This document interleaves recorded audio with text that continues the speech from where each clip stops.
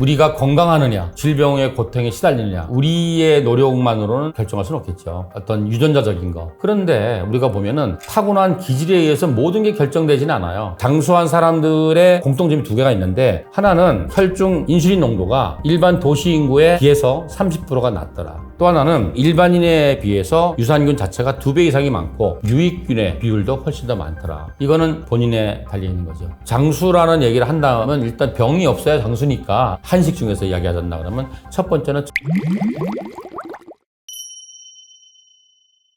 100세 시대라고 그러는데, 장수라는 게 오래 산다고만 해서 되는 게 아니잖아, 그죠? 60까지는 자기 스스로 돌아다니고 친구들도 만나서 좀 운동도 하고 이렇게 지내야 되는데, 70부터 요양병원 들어가서 20년 동안 있다가 나머지 10년은 와상 상태로 있다. 이걸 장수라고 말할 수는 없고, 중요한 건 건강 장수죠. 장수한 사람들의 공통점이 두 개가 있는데, 하나는 혈중 인슐린 농도가 일반 도시 인구에 비해서 30%가 낮더라. 만성염증이 모든 병의 시작이잖아요. 만성염증이 와서 세포가 굳어지는 거, 그래서 돌연변이가 일어나는 암이 되는 거, 만성염증이 일어나는 기저에 있는 게 뭐냐면 인슐린 저항성이거든요. 또 하나는 장수하는 사람, 건강한 사람들은 장내 유산균을 검사해 봤더니 일반인에 비해서 유산균 자체가 2배 이상이 많고 유익균의 비율도 훨씬 더 많더라. 인슐린 저항성이 낮고 장내 미생물이 건강한 게 모든 질병을 예방하고 치료하고 장수하는 두 가지 키 아이템이다, 이렇게 말할 수 있습니다. 우리가 건강하느냐, 질병의 고통에 시달리느냐, 우리의 노력만으로는 결정할 수는 없겠죠. 어떤 유전자적인 거. 그런데 우리가 보면은 타고난 기질에 의해서 모든 게 결정되지는 않아요. 후성 유전학이라는 말을 씁니다. 타고난 유전자는 바꿀 수 없지만 그 유전자가 발현되게 하느냐, 아니면 발현되는 걸 막아주냐, 이거는 본인에 달려있는 거죠. 장수라는 얘기를 한다면 일단 병이 없어야 장수니까, 심각한 병이 없는 분들이 더 건강하게 오래 산다는 전제 조건을 했을 때 한식 중에서 이야기하셨나 그러면 첫 번째는 청국장이죠. 콩이 좋은 성분이 너무나 많잖아요. 식물성 단백질도 많고, 콩은 사실 그냥 먹는 것보다 가공을 하거나 숙성을 해서 먹으라고 돼 있어요. 왜냐면 견과류 쪽 있잖아요. 콩과 식물들은 껍질에 알러젠이라는 독소가 좀 있어요. 콩으로 만든 음식들, 두부라든지 청국장이라든지 콩의 가공식품을 많이 먹어라, 이렇게 말씀드릴 수 있겠습니다. 두 번째는 김밥이 참 좋은 것 같아요. 원래 김밥이 김하고 밥이잖아요. 근데 요즘 김밥은 김하고 야채만 있는 것도 있고 밥이 하나도 없는 것도 많아요. 그리고 세 번째로 추천드리고 싶은 건 비빔밥. 비빔밥에도 비빔만 있고 밥이 없는 것도 많아요. 밥은 조금만 넣는. 거기에 대부분 들어가는 게 색깔별로 다양한 채소들이잖아요. 채소나 과일이 색깔이 다른 거는 그 안에 성분이 다르다는 얘기거든요. 그래서 다양한 파이토케미칼을 먹을 수 있는 이점이 있다.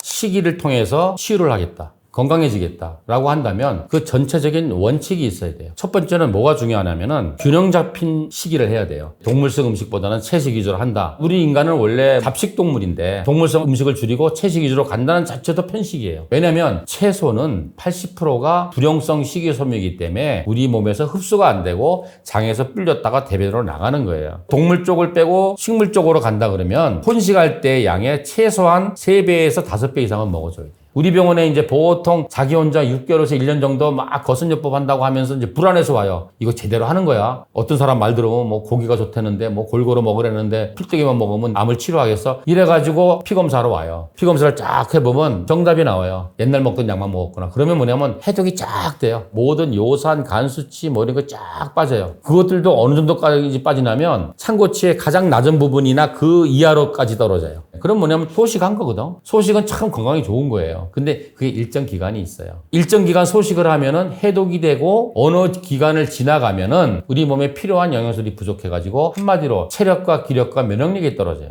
그래서 이런 사람들을 보면은 면역력이 바닥이에요. 그리고 너무나 웃긴 게 사람들이 활성산소 무서워하잖아요. 근데 활성산소가 우리 몸의 제1의 면역물질이에요. 활성산소가 세포를 공격하잖아요. 그래서 정상세포도 공격하지만 나쁜 놈 세포도 다 공격하잖아요. 암도 공격하고 세균도 공격하는 거예요. 그래서 우리 몸에 활성산소가 없으면 1차 방어가 무너지는 거예요. 그래서 레퍼런스 참고치에 보면은 활성산소의 기준을 250에서 300이라 그래. 그런데 가끔 이제 암 환자가 혼자 식이요법 하고 하는데 막 기운이 없어. 그런데도 활성산소가 250 이하로 떨어진 사람이 있어요. 이 사람은 뭐냐면은 너무나 안 먹어서 그걸 태워서 에너지를 못 만들었을 거 아니에요. 그러니까 활성산소가 안 나오는 거예요. 이걸 막 좋다고 할 게 아니라 이 사람은 큰일 나는 거예요. 또 이런 사람 특징을 보면은 콜레스테롤이 100 근처로 떨어져 있어요. 스스로 뭘 할 수가 없어요. 우리가 전체적인 걸 봐야 된다. 그래서 일단은 식이요법을 할 때 나쁜 데 있는 걸 빼면은 뭐냐면 골고루 일정한 양을 먹으면 절대 면역력이 떨어지거나 기력이 떨어지거나 항암 능력이 떨어지거나 항산화 능력이 절대 안 떨어집니다. 두 번째 큰 원칙은 우리가 먹을 때 뭘 먹든지 간에 혈당 피크는 없게 하자. 혈당 피크를 없애기 위해서는 당지수가 낮은 음식에만 집착하지 마라. 예를 들어서 그래요. 당뇨가 없는 환자한테 내가 당근 많이 먹으세요. 그러면 그래요. 당근이 당지수가 얼마나 높은데 암 환자는 당지수 높은 거 먹으면 암세포가 다 포도당 뺏어 먹는다는데 막 따져요. 당지수도 낮고 소화 흡수도 잘 되고 비타민 미네랄도 많고 항산화 기능도 높고 항암 성분도 있는 음식 있으면 하나 대보세요. 없어요. 시금치는 이건 좋은데 이건 부족해. 감자는 이건 좋은데 이건 부족해. 그래서 뭐냐면은 전체를 먹어야 돼요. 시기를 이제 처방을 해주지요. 이렇게 먹으라고. 그래서 두 번째 큰 원칙은 뭐냐? 혈당의 피크는 없어야 된다. 인슐린 저항성이 오게 되고 그렇게 되면 우리 몸에 만성염증이 오게 되고 그것 때문에 모든 성인병이 오게 되고 난치병이 오게 되고 암이 성장하게 된다. 세 번째는 음식을 먹을 때 가공을 하지 말고 있는 그대로 통째로 먹자. 예를 들자면 과일 같은 거 보면은 실제로 껍데기가 아니에요. 영양분의 보고예요. 근데 이걸 가공해 다 깎고 첨가물 넣고 찌고 삶고 이러면은 껍데기에 있는 영양성분 다 깎여 나가는 거예요. 알맹이에 있는 빌턴터리만 먹는 거예요. 밥을 먹으면 백미보다는 덜 깎은 현미를 먹자. 뭐 이런 얘기가 되는 거죠. 나쁜 걸 빼고 좋은 걸 먹는데 좋은 걸 골고루 많은 양을 먹자. 두 번째는 혈당 피크 없는 음식을 먹자. 세 번째는 전체 음식을 먹자.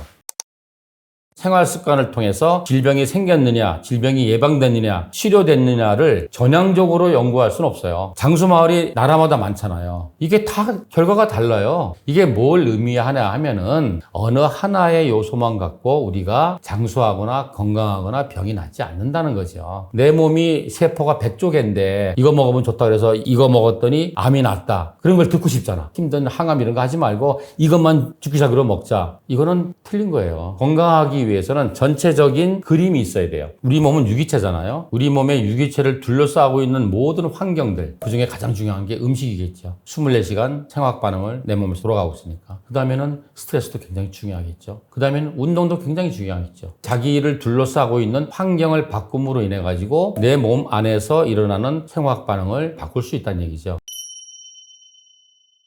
우리 병원에 다 암 환자들이잖아요. 결과가 뛰어나게 좋은 사람이 있고 결과가 뛰어나게 나쁜 사람이 있어요. 췌장암 환자인데 지금 6년 됐는데 항암 끝난 지도 지금 4년인가 됐고 완전 정상생활 하시는 분. 이분은 뭐냐면 우리 직원들이 환자 중에 베스트 환자예요. 환자들한테 정말 사이좋게 지내시고 환자들하고도 즐겁게 이야기하고 따지지도 않고 묻지도 않아요. 검사 결과 같은 거 설명하려고 그러면 저한테 설명하지 마세요. 제가 설명을 들은들 어떡하겠습니까? 대학병원 교수님하고 원장님을 믿고 그냥 갑니다. 그리고 6년 전이나 지금이나 똑같이 생활하세요. 지금도 일주일에 3번씩 꼬박꼬박 와서 치료하시고 식이요법도 6년 전에 저하고 약속했던 거 그대로 하고 계시고 암이 있지만 별게 없어. 자기 일상생활 다 하세요. 운동도 다니시고 이제는. 또 반대쪽에 있는 사람은 뭐냐면 저한테 올 때 엑셀 파일로 정리하는 분들 많아요. 몇 시에 설사를 했음, 배가 아팠음. 내가 설명하면 막 적으세요. 그리고 모든 게 자기가 다 컨트롤할 수 있어야지만 만족하는 분이에요. 이런 분들이 제일 화가 나는 게 뭐냐면 배변 습관이 옛날과 같지 않은 걸 못 참아요. 계속 변벽 달라고 그래요. 거기에 꽂혀 있는 거예요. 매일 간장에서라도 빼내야 되는가. 해봤자 나오는 것도 없어요. 이렇게 내려놓지 못함. 마음이 평화롭지 못하니까 활성산소 매연가스 얼마나 나오겠어요. 이런 분들은 좀 결과가 안 좋은 분들이 많아요. 병을 진단받으면 그때부터 운명이 바뀌어요. 숙명을 받아들여야 되는데 그런 훈련이 좀 안 돼 있는 분들 누구나 언젠가는 고장이 나잖아요. 노인의학에서 73, 4세가 되면 이제 노인이라 그러는데 그때쯤 되면 우리 몸의 기능 중에서 뭐 20, 30개가 고장이 난대요. 그래서 몇 개는 약을 먹게 된대요. 그거를 못 받아들이고 그렇게 하면은 스스로를 들먹는 거죠. 그런 건 건강이 매우 안 좋은 것 같아요.